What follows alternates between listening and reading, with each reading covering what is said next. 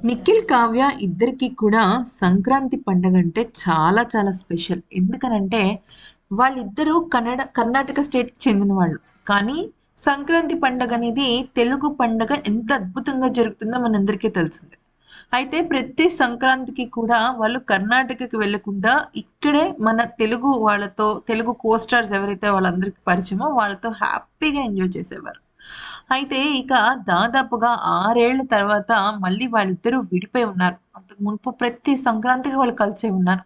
అయితే ఈ క్రమంలో కావ్య నిఖిల్‌కి ఒక సూపర్ సర్ప్రైజ్ ఇచ్చింది. అదేంటి అంటే నిఖిల్‌కి తన మెసేజ్ అంటే తన స్వహస్తాలతో టైప్ చేసిన హ్యాపీ సంక్రాంతి మెసేజ్‌నైతే నిఖిల్‌కి పంపించడం జరిగిందంట.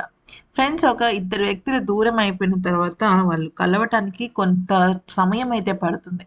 అంటే ఎంత కాదు అనుకున్నా, ఎంత అవును అనుకున్నా వాళ్ళిద్దరి మధ్య దూరం అయితే పెరిగింది. కానీ ఆ దూరం అనేది ఒక్కసారి తరగదు. నిమిషం, నిమిషం అది ఒక యాడ్ ఆన్‌గా అవుతూ ఉంటుందనమాట. అయితే ఇక పండగ పూట కావ్య దగ్గర నుంచి నిఖిల్‌కి విషెస్ రావడంతో, ఇక నిఖిల్‌కి అదొక పెద్ద పండగలా మారిపోయిందనమాట. సో, దానికి చాలా చాలా హ్యాపీగా ఫీల్ అయ్యాడు నిఖిల్.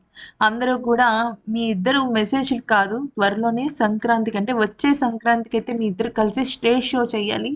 అంతకన్నా ముందే కలిసి మా అందరికి ముందుకి మీరు రావాలి అంటూ కింద కామెంట్స్ ఫ్యాన్స్ చాలా పెడుతున్నారనమాట.